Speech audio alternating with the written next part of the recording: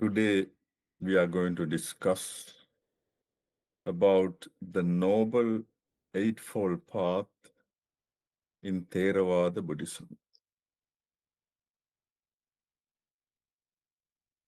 Buddhism is the teaching of Lord Gautama Buddha, who lived and taught in India in the 6th and 5th century before Christ.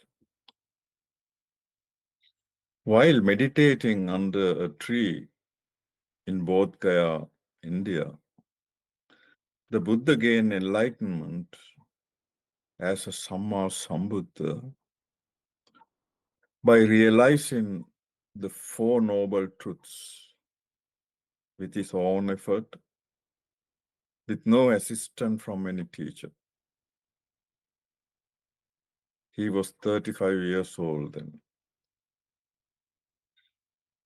Having gained enlightenment as a Samma Sambuddha, the Buddha decided to teach the Buddhist doctrine and the path of liberation to others so that they could also cultivate the same path and liberate themselves from suffering and the cycle of birth and death, the samsara. So, at a place called Varanasi in India, the Buddha delivered his very first sermon called Dhammacakkappavattana Sutta, meaning turning of the wheel of truth, to 5 ascetic companions who had supported him during his struggle to attain enlightenment. The Four Noble Truths that the Buddha realized are truth of suffering, dukkha satcha, truth of the origin of suffering, samudaya satcha, truth of the cessation of suffering, nirodha satcha, and the truth of the path leading to the cessation of suffering, magga satcha. The first noble truth is that there is unavoidable, inevitable, and universal suffering in the world, both physical suffering and mental suffering. The Buddha said, birth is suffering, aging is suffering, illness is suffering, death is suffering, sorrow, lamentation, grief, pain, and despair are suffering. Association with what one dislikes is suffering. Separation from what one likes is suffering. Not getting what one desires is suffering. And the Buddha said, in short, the 5 aggregates of clinging are suffering. Now, the 5 aggregates of clinging are material form, rupa, feeling, vedana, perception, sanya, mental formation, sankhara, and consciousness, vijnana.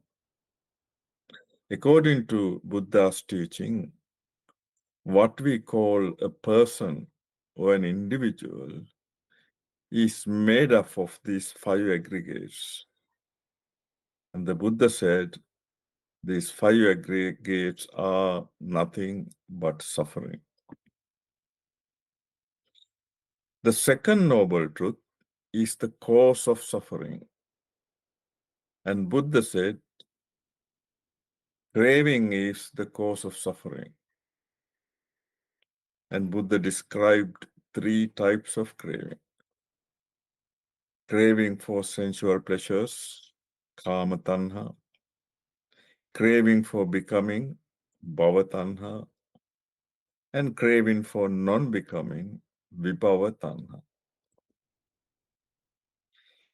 The third noble truth is that suffering can be completely eradicated, and that is the state of Nibbana.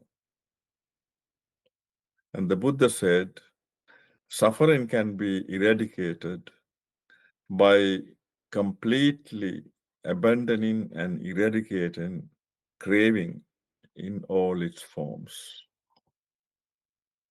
The fourth noble truth is the path leading to the end of suffering, and that is the Noble Eightfold Path. This Noble Eightfold Path provides practical steps that one can cultivate in order to attain enlightenment and liberation from suffering. There are 8 factors of the Noble Eightfold Path: right view, Sammaditthi; right intention, Samma Sankappa; right speech, Samma Vacha; right action, Samma Kammanta; right livelihood, Samma Ajiva; right effort, Samma Vayama; right mindfulness, Samma Sati; and right concentration, Samma Samadhi. Now, for practical purposes, these 8 factors can be divided into 3 groups. The first group is morality, sila, and that consists of right speech, right action, and right livelihood. The second group is concentration, samadhi, consisting of right effort, right mindfulness, and right concentration. And the third group is wisdom, panya, and that consists of right understanding and right intention. Now let us look at each of the 8 factors of the Noble Eightfold Path. The first factor is right view. Now, right view is the first factor of the Noble Eightfold Path for 2 reasons. Firstly, a certain level of correct understanding is necessary to enter the path of liberation, that is, to begin the Noble Eightfold Path. And the right view has to be continually present in order to progress throughout the path till the final outcome. In the Buddhist literature, there are 2 types of right view: mundane right view and supramundane right view. Now, mundane right view is correct understanding of how karma, the volitional actions, work. But that applies to the mundane world. That applies to the cycle of birth and death. And it is described in relation to 10 worldly matters. And that is, one has mundane right view if one believes that there is merit in almsgiving, there is merit in large offerings and small offerings. Good and bad deeds lead to good and bad results. There is merit in what is done to the mother and the father. And there are beings who are of instantaneous birth. And there is this human world. And there are other worlds. And there are ascetics who attain super knowledges. Now, the supramundane right view is the correct understanding of the Four Noble Truths.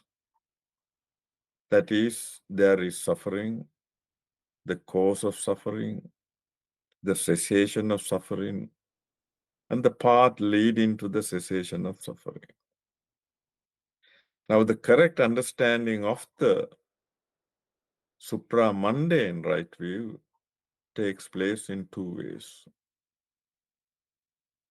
In the beginning of the Noble Eightfold Path, there is a conceptual understanding of the Four Noble Truths by learning and reflecting on them. But it becomes proper understanding of the Four Noble Truths only at the end of the Noble Eightfold Path through one's penetrative and experiential realization through meditation. Now, the second factor, right intention, samma sankappa, good things, thinking, and good thoughts. And there are three aspects of right intention. Right intention of renunciation, nekkhamma sankappa. Renunciation is letting go. And that is to counter the wrong intention of sensual desire. Second is right intention of goodwill, loving kindness. And that is to counter the wrong intention of ill will, anger, aversion, hatred. And the third is right intention of harmlessness, compassion. And that is to counter the wrong intention of harmfulness, cruelty. The third factor is right speech, samma vacha. And right speech is guided by the first two factors of right view and right intention. And there are four aspects of right speech. And that is to abstain from false speech or telling lies, to abstain from malicious, backbiting, or slanderous speech, to abstain from harsh, hurtful speech, and to abstain from gossip, vain talk, or idle chatter. Right action, samma kammanta. There are three aspects of right action. That is to abstain from killing any living beings, to abstain from stealing, and to abstain from any sexual misconduct. Right livelihood, samma ajiva, is for one to make one's living by ethical, legal, and honest means without causing any harm or suffering to any other living beings, either directly or indirectly. Now, for lay disciples, the Buddha has suggested that they should avoid 5 particular traits: trading in living beings, trading in arms and weapons, trading in intoxicants like alcohol and illicit drugs, trading in poisons, and trading in meat. Right efforts, samma vayama, right efforts provides the necessary energy to cultivate all the other 7 factors of the Noble Eightfold Path. And there are 4 aspects of right effort. To make an effort to prevent the arising of unwholesome mental states that have not arisen, to make an effort to abandon, eradicate unwholesome mental states that have already arisen, to make an effort to develop wholesome mental states that have not yet arisen, and to make an effort to develop and maintain any wholesome mental states that have already arisen. Right mindfulness, samma sati. And this is to develop 4 types of mindfulness. In the Satipatthana Sutta of the Majjhima Nikaya, that's a collection of the Buddha's middle-length discourses. The Buddha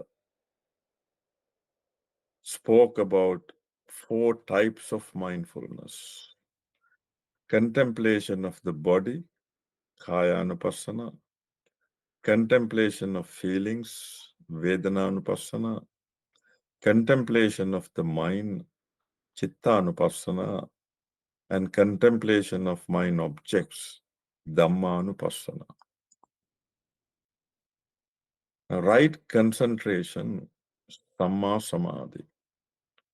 Samma Samadhi is the 8th and the final factor of the Noble Eightfold Path. Buddha has said, the first 7 factors of the Noble Eightfold Path support development of concentration. Now, this concentration is different from mundane concentration that is developed through meditation outside the Noble Eightfold Path.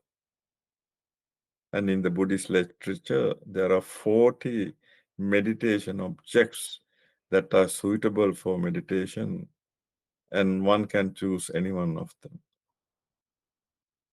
And when one starts meditating, focusing on any of the 40 meditation objects,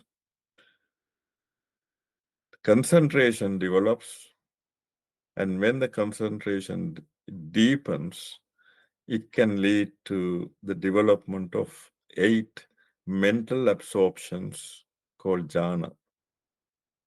And there are 8 mental absorptions: 4 fine material absorptions, or rupa vachara jhanas, and 4 formless deep absorptions called arupa vachara jhanas. When one starts meditating on a particular meditation object and concentration develops, certain mental defilements in the mind called mental hindrances get gradually suppressed. And the Buddha has described 5 mental hindrances called pancha nivarana. And they are sensual desire, kama chanda, ill will, vyapada, sloth and torpor, thinamidda, restlessness and worry, uddacha kukkucha, and skeptical doubt, vichikicha. And as the mental hindrances get suppressed, 5 positive mental factors called jhana factors developed. And the 5 jhana factors are initial application, vitakka; sustained application, vichara; rapture, preeti; mental bliss or happiness, sukha; and one-pointedness with equanimity, is ekaggata with upekka. And the development of these 5 jhana factors indicate the development of the jhanas. Now, in relation to the Noble Eightfold Path, the Buddha has suggested that a meditator has to develop the 4 fine material absorptions, and that is the first jhana, second jhana, third jhana, and the 4th jhana. Now, when one cultivates the Noble Eightfold Path successfully, diligently, as advised by the Buddha, the final result is enlightenment, and that is the state of Nibbana. An enlightenment of the state of Nibbana is attained through 4 progressive supramundane stages.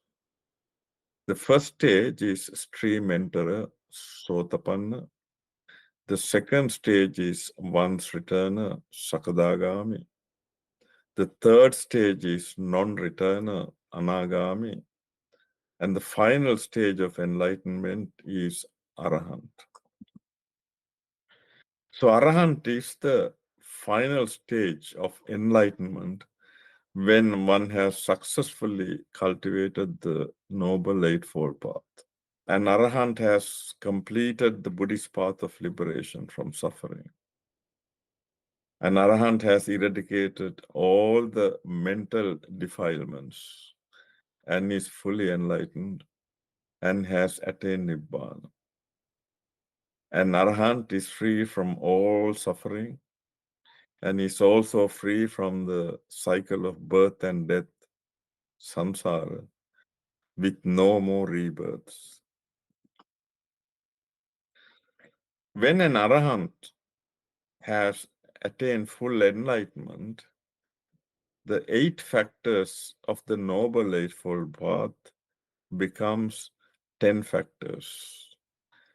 And that is with the addition of 2 factors, that is right knowledge, sammanana, and right liberation, samma vimukti. Now, Noble Eightfold Path is found only in the Buddha's teaching. And it's the only path that one needs to cultivate in order to liberate from suffering and the cycle of birth and death. And it is recorded in the Mahaparinibbana Sutta of the Digha Nikaya.